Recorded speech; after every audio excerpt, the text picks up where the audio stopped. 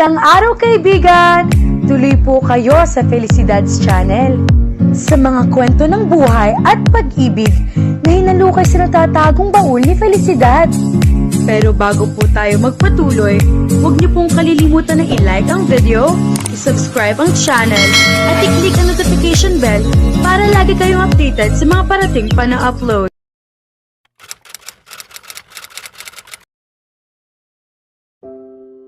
Lahat ay naging maayos ngayon. Kinausap ko si Mimi at humingi ako ng paumanhin sa kanya. Matapos kong malaman ang katotohanan tungkol kay Maya, nagpakumbaba akong humingi ng tawad dahil sa aking naging asal. Pinatawad ako ng aking kapatid. Malaki ang pasasalamat ko kay Maya dahil dito. Ang hapunan ay nagbalik sa akin ng napakaraming magagandang alaala naming magkakasama ni Dan, Lucas at Mimi. At ang presensya ni Maya ay lalo pang nagbigay kulay at saysay sa gabing iyon. Ibinahagi sa akin ni Lucas ang ilang suliranin niya sa trabaho, at maging ako ay kumukuha rin ng payo mula sa kanya sa ilang mga kasunduan. Nagkakausap kami kapag kailangan namin ng opinyon sa mahahalagang bagay sa trabaho. Bukod sa pagiging may-ari ng isang law firm, pinapatakbo rin ni Lucas ang isang matagumpay na hanay ng mga hotel at restaurant. Kahit na may mga taong namamahala sa iba't ibang antas, nagiging mahirap pa rin para sa kanya ang maglaan ng oras para kay Dan. Si Dan naman ay abala rin sa kanyang trabaho. Ngunit pareho silang may sapat na pag-unawa sa sitwasyon ng isa't isa. Bagamat minsan ay nauna ang trabaho, alam nila kung paano maglaan ng oras para sa kanilang relasyon. May balanse sila sa kanilang profesional at personal na buhay. Interesado sila sa ginagawa ng bawat isa at nagtutulungan sa iba't ibang suliranin. Higit sa lahat, ang pagmamahalan nila ang nagbibigay sa kanila ng lakas at inspirasyon sa kanilang karera at sa isa't isa. Tulad ng ibang magkasintahan, nagkakaroon din sila ng pagtatalo. Ngunit mayroon silang isang magandang prinsipyo. Kapag ang isa ay nagagalit at nagsasalita ng may init ng ulo, ang isa naman ay mananatiling tahimik. Kapag humupa na ang galit, saka magsasalita ang isa. Ibig sabihin, kapag pareho kayong galit at sabay na sumisigaw, ang pagtatalo ay nagiging away na mahirap ng ayusin. Ang pananahimik sandali ay hindi nangangahulugang kahinaan. Ito ay tanda ng pagkamahinahon at pag-unawa. Kaya kapag galit si Dan, naghihintay si Lucas hanggang sa kumalma siya bago magsalita. Ganoon din si Dan kapag si Lucas ang nawawala sa sarili. Sa kabuuan, pareho silang may sapat na pag-iisip at pagmamahal na alam nilang magtalo nang hindi na uwi sa matinding alitan. Nag-inuman kami sa bar sa loob ng aking mansyon. At si Lucas, gaya ng dati, ay agad na lasing. Inihatid ko siya sa kama sa silid ni Dan sa ikalawang palapag. Pinagmasdan ko siya habang natutulog. Totoong may pagkademonyo siya minsan, ngunit kapag natutulog, napakapayapa niyang tingnan. Parang isang banal. Napakaswerte ko na may kaibigan akong tulad niya. Para siyang kapatid na hindi ko kailanman nagkaroon. Lagi siyang nasa tabi ko. Sumusuporta at nagbibigay lakas sa akin. Napatingin ako sa isang kolhe sa silid ni Dan. Sa mga larawan pa lamang, makikita na kung gaano sila nagmamahalan. Minsan, naiinggit ako sa kanila. Mayroon silang taong mauwian. Makakausap, makakatawanan, makakaiyak. Nang walang takot na husgahan. Higit sa lahat, may nagmamahal sa kanila ng buong puso. Pumunta ako sa silid ni Maya upang tawagin si Dan. Bukas pa ang ilaw. Pagdating ko, nakita ko silang dalawa na nagtatawanan at naglalaro sa kama. Ilang sandali akong nakatayo roon, ngunit hindi nila ako napansin. Umubo ako upang makuha ang kanilang atensyon. Napansin ako ni Maya at agad siyang tumigil sa pagtawa. Hindi ko nagustuhan iyon. Ayokong magbago siya kapag nasa harap ko. Dan, nag-inuman kami at nalasing si Lucas. Pinatulog ko siya sa silid mo. Matulog ka na rin, gabi na, sabi ko. Oo nga, gabi na. Matutulog na ako, sagot niya, sabay yakap kay Maya. Magandang gabi, Maya. Magpahinga ka. Kakailanganin mo ng lakas bukas, sabi ni Dan. Niyakap niya ako. Magandang gabi, kuya. Hinalikan ko ang kanyang noo. Magandang gabi, prinsesa. Umalis si Dan at kami na lamang ni Maya ang naiwan. Hindi siya makatingin sa akin. Uminom ka na ba ng gamot? Tanong ko. Hindi. Nakalimutan ko, sagot niya. Talaga? Abala ka na naman kaya nakalimutan mo ang kalusugan mo, sabi ko. May ibinulong siya ngunit hindi ko narinig. May sinabi ka ba? Umiling siya. Ano pang hinihintay mo? Kunin mo na ang gamot mo. O gusto mong ako pa ang magpainom sa iyo?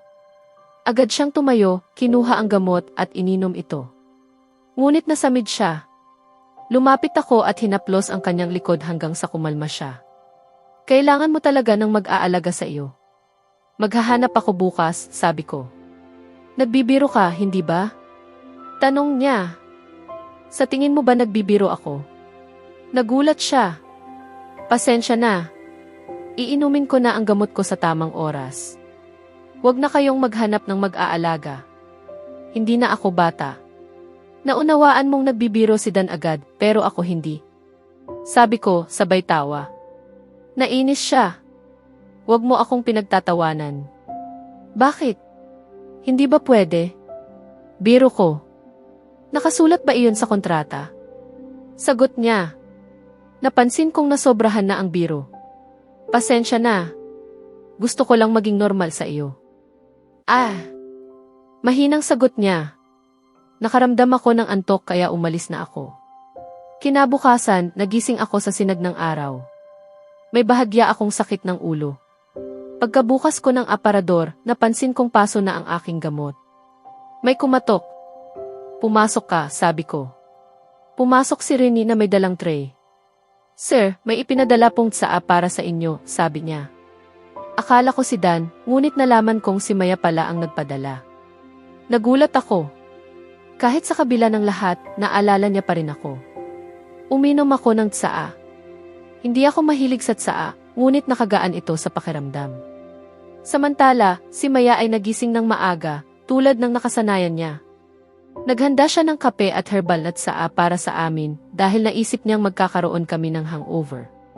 Pagkatapos, pumunta siya sa aklatan at nagbasa ng isang nobelang pag-ibig tungkol sa dalawang taong magkaiba, ngunit nagkatuluyan. Habang nagbabasa siya, ginulat ko siya sa pamamagitan ng pagpisil sa kanyang braso. Napatili siya sa takot. Tinakpan ko ang kanyang bibig. Tumigil ka. Ako ito. Nang makilala niya ako, kumalma siya. Napatingin ako sa kanya at natawa. Nakakatawa ang reaksyon niya. Bakit ka tumatawa? Tanong niya. Akala mo kinikidnap ka, sabi ko habang natatawa. Hindi ka dapat tumatawa sa takot ng iba. Pasensya na, sagot ko. Anong ginagawa mo rito? Tanong ko. Humingi siya ng paumanhin, akala niya ay pinaaalis ko siya. Hinawakan ko ang kanyang pulso upang pigilan siya. Bakit palagi mong iniisip na masama ang ibig kong sabihin? Tanong ko. Hindi siya sumagot. Sumagot ka, sabi ko ng mas mariin. Ngunit nanatili siyang tahimik. Parang batang pinagsasabihan. Bakit hindi ka nagsasalita? Tanong ko, pilit na pinipigilan ang sarili kong mainis. Hindi sumasagot o nagsasalita ang isang tao kapag pinapagalitan siya, sagot niya habang nakayuko. Saglit akong napaisip kung sino ang nagturo sa kanya ng ganoong paniniwala. Pagkatapos ay sumagi sa isip ko ang kanyang ama.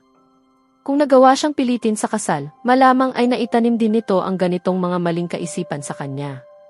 At sino ang nagsabi sa iyo niyan? Tanong ko. Ang mga magulang ko, sagot niya, nananatiling nakayuko. Tumingin ka sa akin. Ngunit patuloy siyang nakatingin sa sahig. Marahan kong itinaas ang kanyang baba gamit ang aking hintuturo at nakita ko ang kanyang mga matang puno ng luha. Ano ba ang kinatatakutan mo, Maya? Walang sinuman ang mananakit o magsasalita laban sa iyo rito.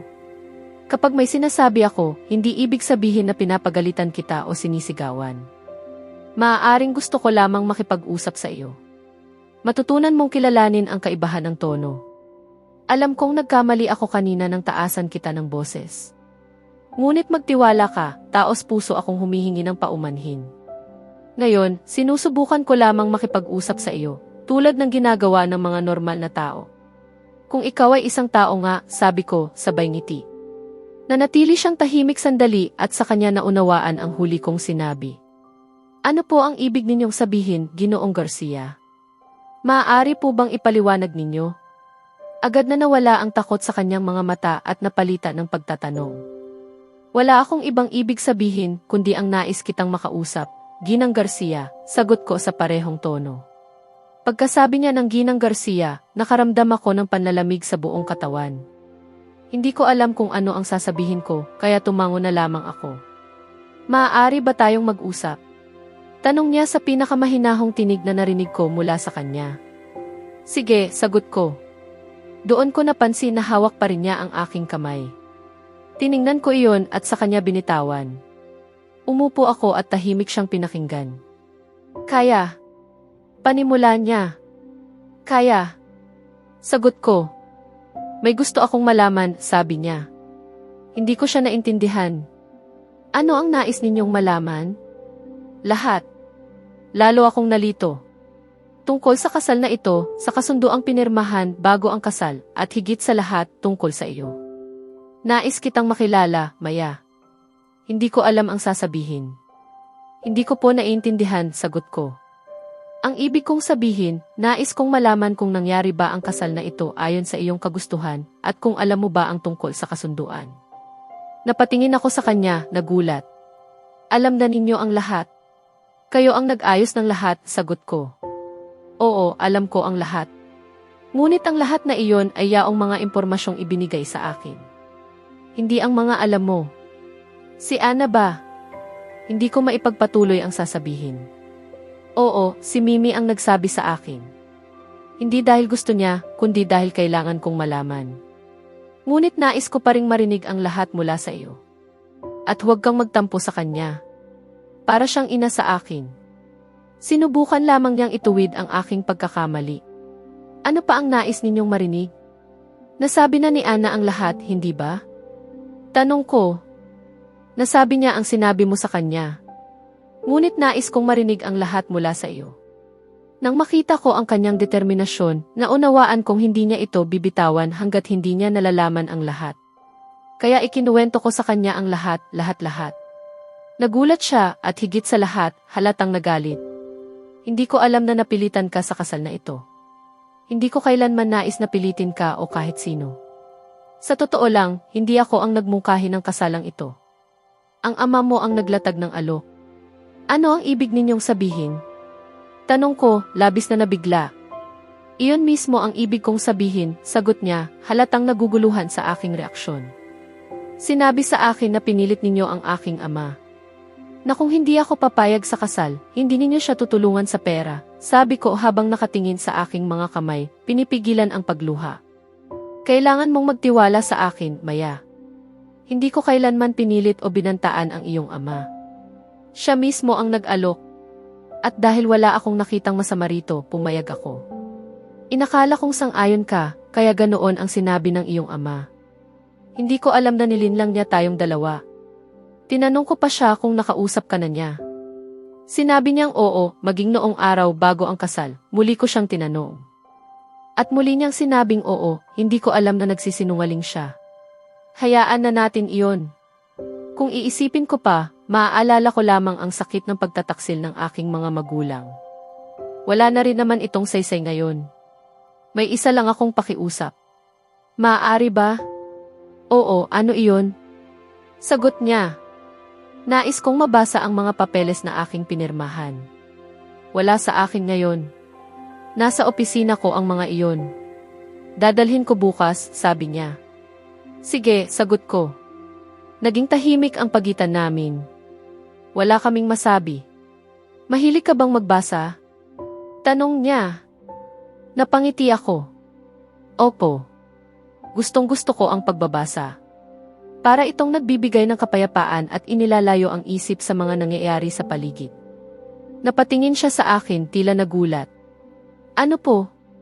Tanong ko. Alam mo, ganoon din ang iniisip ko. Nagbabasa ako upang maibaling ang isip ko. May kakaibang kapayapaan itong dulot. Natuwa ako na may taong nakakaunawa sa akin. At ano pa ang ibang dahilan? Tanong ko, nakangiti. Ngumiti rin siya. Nagbibigay ito ng kaalaman. Ipinaparanas nito ang iba't ibang damdamin. Kaligayahan, kaba, kilig, pagmamahal, galit. Para bang may sagot ito sa halos lahat ng problema sa buhay. Nagustuhan ko ang kanyang pananaw. Naputol ang usapan namin nang may kumatok. "Sir, narito po si Miss Carol," sabi ni Rini. Agad nagbago ang kanyang mukha. Nagtaka ako kung sino ang babaeng iyon. Tumayo siya at pumunta sa sala. Nagpatuloy ako sa pagbabasa ng halos kalahating oras. Pagkatapos, nauhaw ako. Uminom ako ng tubig at saka ko naalala na naiwan ko ang aking telepono. Pabalik ako sa aking silid nang makita ko sila. Si Ginoong Garcia at isang babae. Magkahalikan ng buong damdamin. Binuhat niya ito sa baywang at sabay silang pumasok sa kanyang silid. Hindi ko maipaliwanag, ngunit parang may kumurot sa aking puso. Alam kong wala kaming tunay na relasyon, ngunit bilang mag-asawa, nararapat pa ring igalang iyon. Napuno ng luha ang aking mga mata. Mabilis akong bumalik sa aking silid at isinara ang pinto. Hindi ko maintindihan kung bakit ganoon ako kaapektado. Napaiyak ako. Pagkatapos ay naalala ko ang sinabi ni Daisy, "Huwag mong sayangin ang iyong mga luha sa taong hindi karapat-dapat." Agad akong tumigil. Naalala kong may appointment ako kay Daisy kinabukasan. Kailangan ko siyang makausap tungkol sa lahat. Lalo na sa aking lumalalang pagkabalisa. Tinawagan ko siya. Sa wakas, nagkaroon ka rin ng oras para tumawag, biro niya. "Magandang araw din sa iyo," sagot ko. "Tumigil ka dyan. 5 araw kitang tinatawagan." Halos 30 beses akong tumawag at daan-daang mensahe ang ipinadala ko. "Labis akong nag-alala sa iyo," sabi niya. "Nais kitang makausap, Daisy. May appointment ka bukas, hindi ba? Hindi ka ba libre ngayon?" "Linggo naman. Kailangan kong pumunta sa ospital sa loob ng 20 minuto. Pero mabilis lang iyon. Libre ako hanggang alas 11. Magkita tayo pagkatapos." "Sige," sagot ko. "Ipadala mo ang address." "Susunduin kita." "Sige, kailangan ko nang umalis." "Mahal kita," sabi niya at agad ibinaba ang tawag. Napatingin ako sa salamin. Namumugto ang aking mga mata. Naligo ako at nagbihis ng simpleng maong at blusa. Mas komportable ako sa ganitong kasuotan. Malapit nang mag-alas 11. Kinuha ko ang aking telepono at aklat at lumabas. Pagdating ko sa sala, nakita ko si Ana. "Ana," tawag ko. "Oo, anak. May aasikasuhin lang po ako. Babalik din ako mamaya." "Sige, magdala ka ng sasakyan at driver." "Huwag na po. Susunduin ako ng kaibigan ko." "Sige, mag-ingat ka. Paalam." At tuluyan akong lumabas ng mansyon. Sa susunod na kabanata, mas lalalim ang emosyonal na pagkalito ni Maya habang hinaharap niya ang kanyang nararamdaman matapos ang kanyang nasaksihan. Kasabay nito, maaaring mabunyag ang higit pang katotohanan tungkol sa relasyon nila ni Ginoong Garcia at kung paano ito makakaapekto sa kanilang pagsasama. Kaya abangan natin